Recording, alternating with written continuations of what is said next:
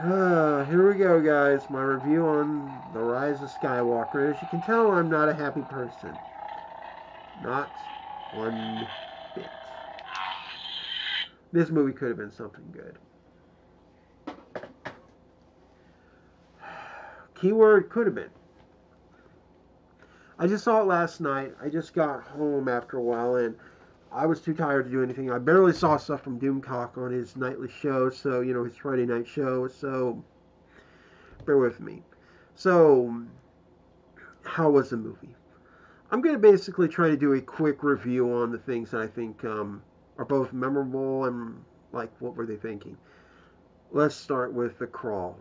The opening of the movie is where I had my first problem. Not only is the text in the crawl weird, foolish, and all that stuff, it's just like, what the heck is going on? And I have to be fair, just when you see Star Wars going by, it didn't even look right. It didn't look as good as not only the original trilogy and the prequels, but also the last two films. Yeah, that's right. Even Ryan Johnson's opening in his scroll looked a lot better and felt a lot better. Now, thankfully, it's still the same music, but even there were a few cues in there like, why is that different? Why did I just hear a different cue? And the dead speak. It's like, oh, God. I immediately had cringe when I read that line. Fuck. And it just kept going.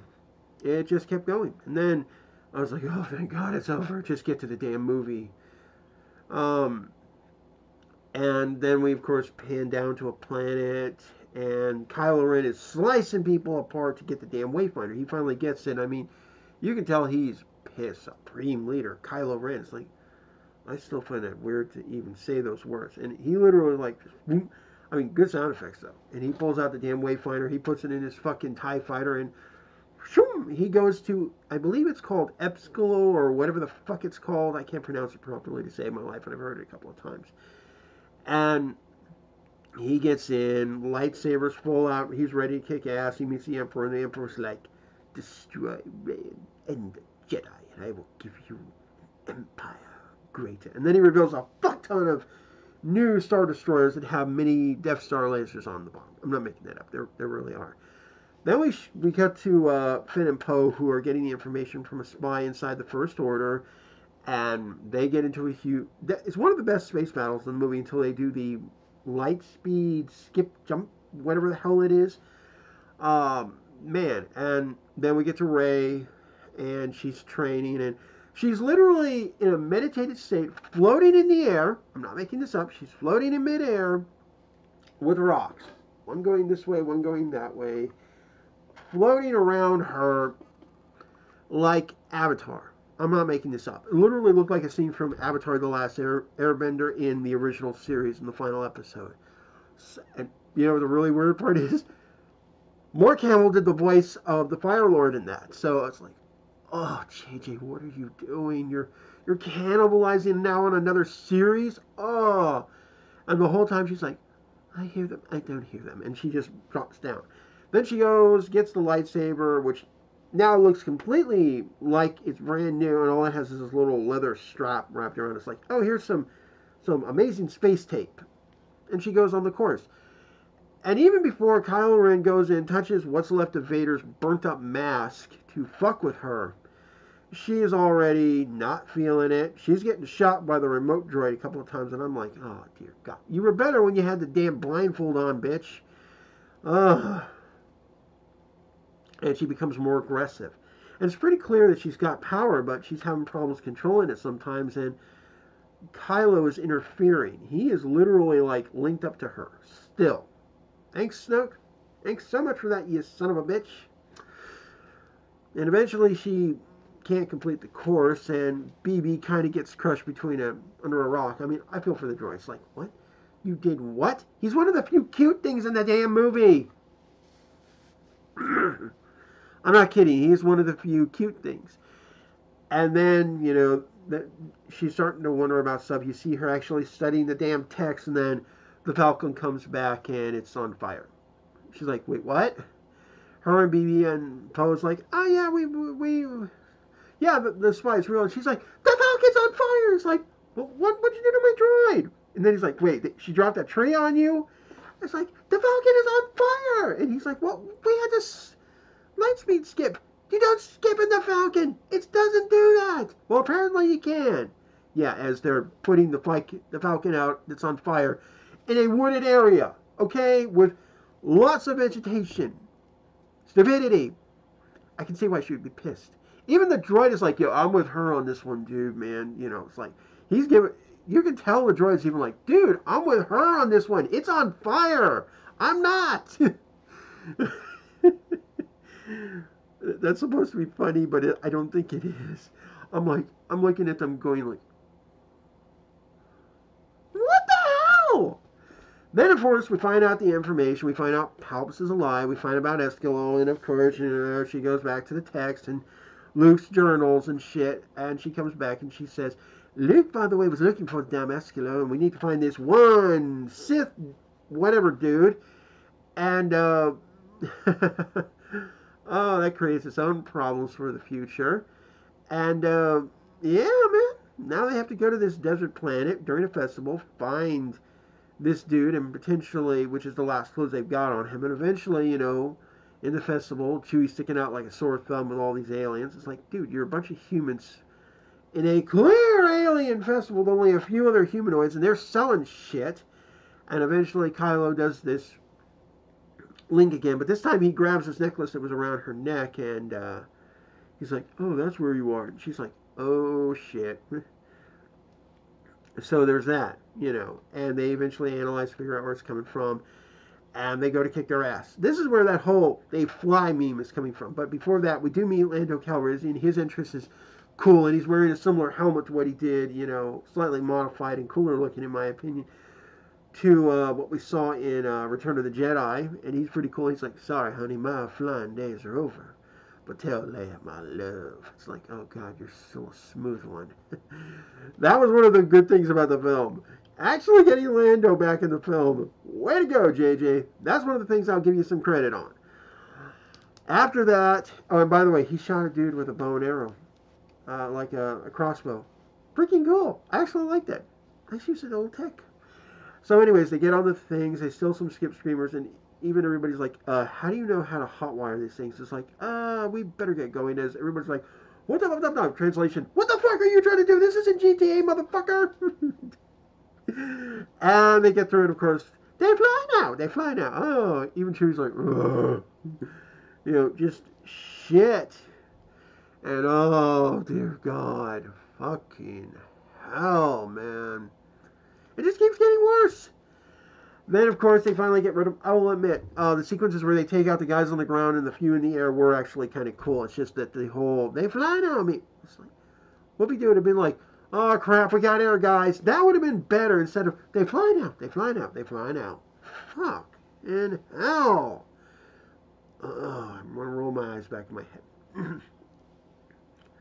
Then eventually they get stuck in this sand pit thing. They come through tunnels that something dug, and then eventually they find their dude. He's dead, clearly been eaten. They find what's left of his speeder. 3PO's like, oh, that's Sith. They eventually find the dude, find the dagger they're looking for. They've seen his ship. They manage to get out thanks to this worm thing that was going to eat them, but Rey healed it, and it lets them go. Convenient. They get to the ship. They know they can't go back to the Falcon because now they're basically being hunted down by the First Order. And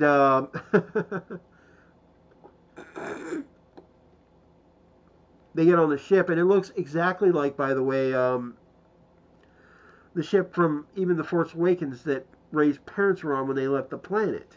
It's like, oh, revelation time. And we realized that the dude they were hunting was also the dude who killed Rey's parents and was a Sith acolyte or bounty hunter or some crazy ass dude. So not cool.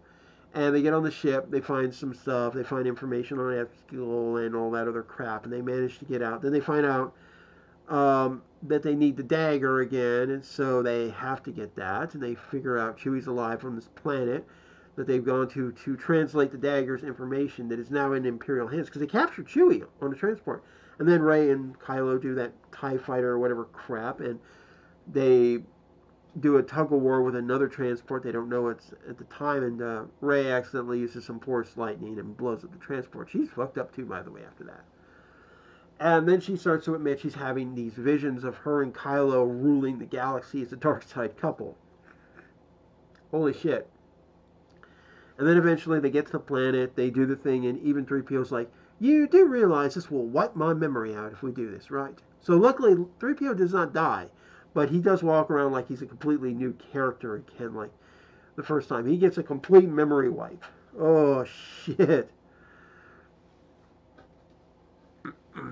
So, there's that.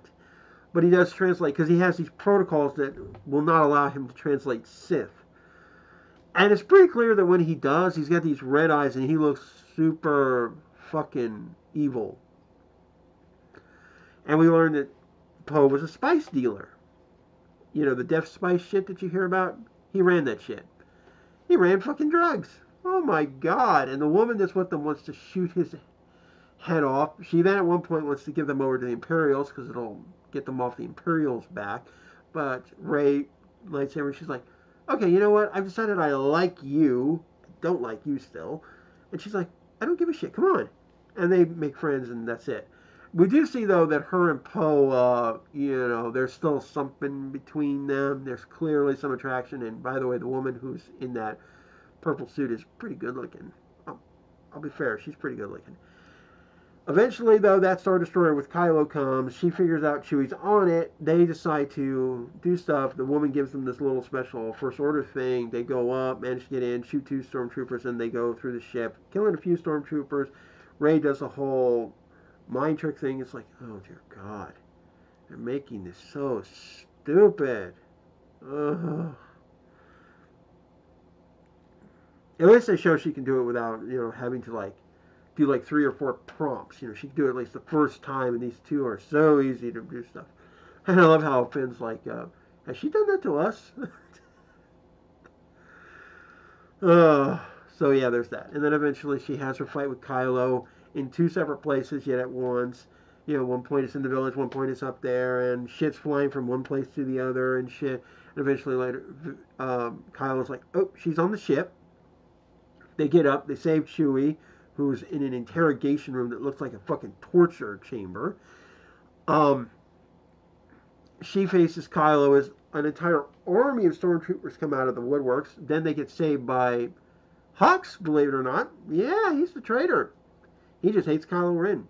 He doesn't even give a shit if they win or lose. He just take Kylo Ren out, please.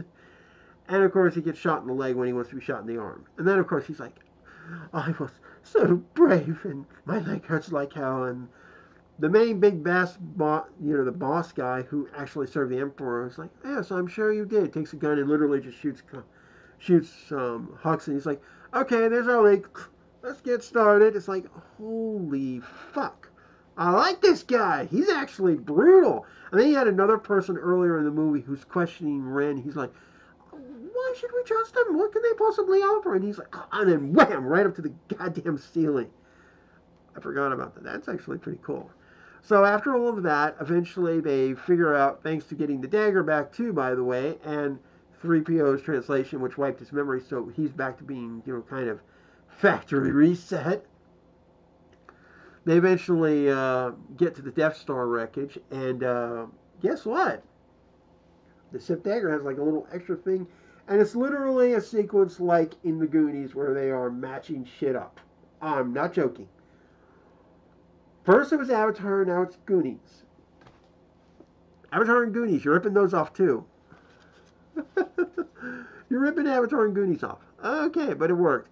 But of course, we can't take the skiff out because there are these huge fucking waves that look like fucking tsunamis or rogue waves and shit. I mean, it's pretty clear that this is in a bad spot. And yet, while they're repairing the ship, the amazing Wonder Ray manages to steal the skiff and go out. Now, I will say that the people who have the horses, like in those sequences we've been seeing in the trailer on the side of the Star Destroyer, this is where we finally meet them, and we realize that, like Poe, they were once stormtroopers. So this actually made a great character development for those two characters. The leader of the horse group and Poe and Finn, Finn, not Poe, and they start to bond. And then I realized something. Finn and this girl look alike. And yet they also look a lot like Lando Calrissian. It's possible that these two people are, these could actually be Lando's kids. These, they could be brother and sister. This could be Lando's kids. So there's clearly no sexual tension, even though I think people want it. And I think it's great. And I think it's also fun that they're like, yeah, we were told to fire on a bunch of civilians. We said, fuck this. They threw their weapons down. Then they went all rogue, kicked some ass, and here they are on Endor. Nice choice, by the way. So, yeah, man. I give them credit for that development. And then, of course, she gets on what's left of the Star Destroyer. She finds the Wayfinder. She faces a vision of herself as Dark Ray, and holy shit, that would have been cool. Actually have her go to the dark side and then have to be redeemed. But no, she's a Force vision. And then Kylo comes in, grabs the Wayfinder. Remember, there's only two of these things in existence. He destroys it, and they get into a lightsaber fight. Now, it's pretty cool that we do see large chunks of the Death Star still intact from the explosion, and there are even TIE fighters and stuff that are intact and shit, and the throne room is mostly intact. It's pretty awesome seeing that set again, and they even do like Return of the Jedi type music and stuff in the background, kind of more ominous, but they do it. And then she and Kylo fight, Finn and, the chick get out to try to stop this, and she kicks Kylo's ass. She nearly kills him. And she stabs his ass. Then she realizes what she's done is Leia's died to try to give these two hope. And yeah, Leia dies. Leia dies in the film. Fucking Leia dies. You kill Leia, you bitches. And she stabs Kylo, and he's shocked. His mother's dead, his only hope, and you can tell he loves her still. I mean, it's clear. And, she heals him, says, I wanted to take your hand, and then she steals the ship. She fucking leaves him there. And they get back to the Falcon, they go back, and they realize what's going on, and they're like, we got to talk to the general. She's gone. I'm like, oh, God. Fuck. And it just keeps escalating from there. Maz Kanata's in the film, by the way, too. And also a dude who played one of the hobbits in Lord of the Rings, I might add, too, by the way, is in this. I was surprised by that. And he's not just a cameo. He's actually got a speaking role and stuff. He's like, dark Sith magic cloning. God. Shit like that. So does Rose. Rose has a few sequences and lines, but she doesn't really do too much. She's not really a big, impactful character. I do think her and Finn are an item. There's definitely something there. They just don't go too far into it. Just saying. And it just keeps escalating from there. And eventually she gets Sock too. She's like destroys it. She tries to chuck the lightsaber. Luke catches. He's like, a Jedi doesn't throw these away. He's like, and then he basically says, I'm sorry, I fucked up. Okay, I was having one of my midlife crises. Okay, after all the shit that's happened to me, you can kind of understand. You've had yours. You got yours. Okay, now you got to get your shit together like I did at the end and basically sacrificed myself spiritually to do this. And he explains some things. He's like, yeah, I know you're a Palpatine. As the truth is revealed that her parents weren't completely nobodies. They weren't the grand scheme of being, like super Force users. They were just Palpatines. Potentially one of them, or both of them, as one of the theories going, were his kids. And Rey is his granddaughter, and now they sacrifice themselves to save their daughter. Good story. And, and all that shit. So it basically explains why they saved this kid's life. Because Palpatine was looking for her. Probably Snoke, too. This would also explain, in The Force Awakens, what do you mean a girl?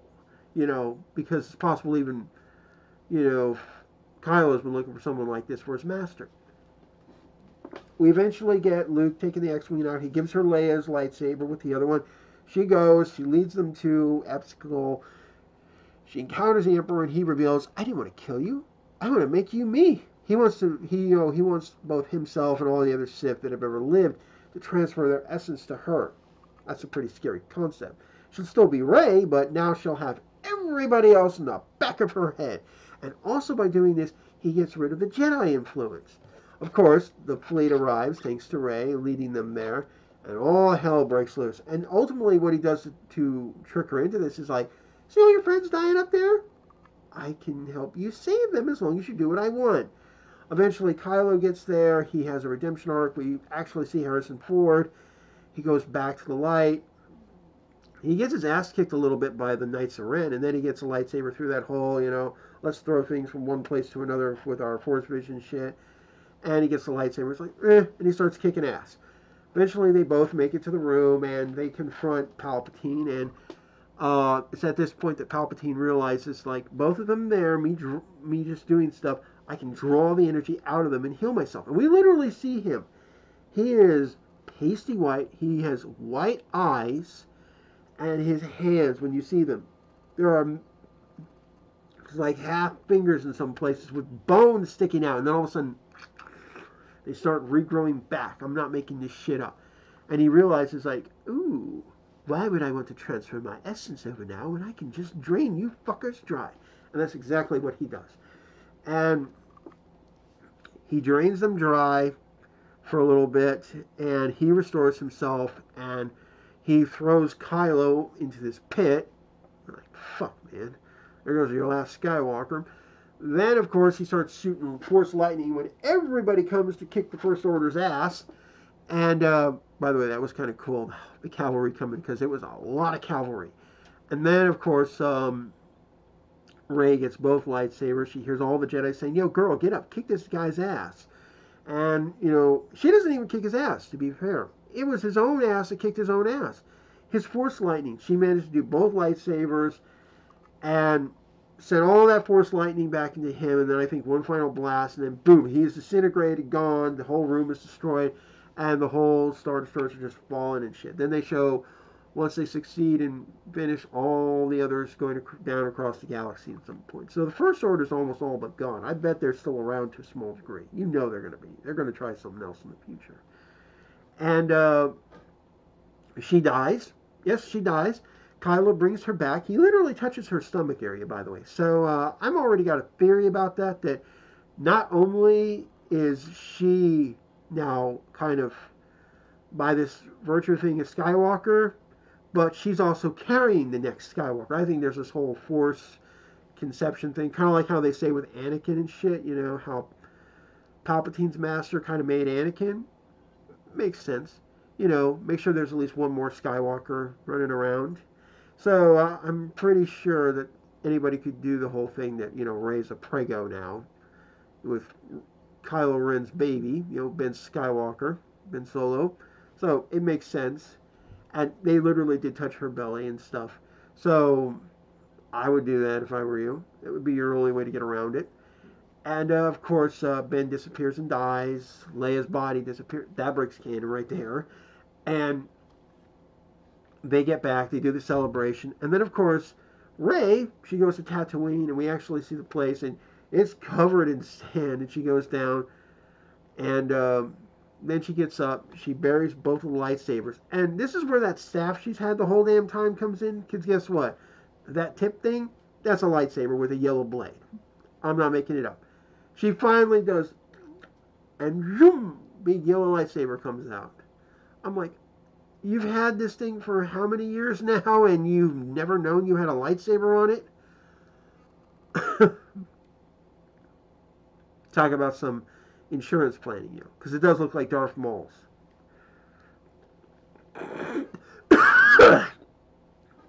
Sorry. And after she does that, we then hear this woman go, I've never seen anyone around here for so long. Who are you? And she's like, I'm Rey. And then she looks over, she sees Luke and Leia, and she's like, Rey Skywalker. And then, of course, you do the Tatooine sun, and that's how the movie ends. I'm not making it up. That's how the movie ends. So, unless she's actually carrying the next Skywalker in her womb, I'm a little concerned. And this review is getting a little long, so I'm going to say that it wasn't the worst thing. It was definitely better than The Last Jedi, but that's not saying much.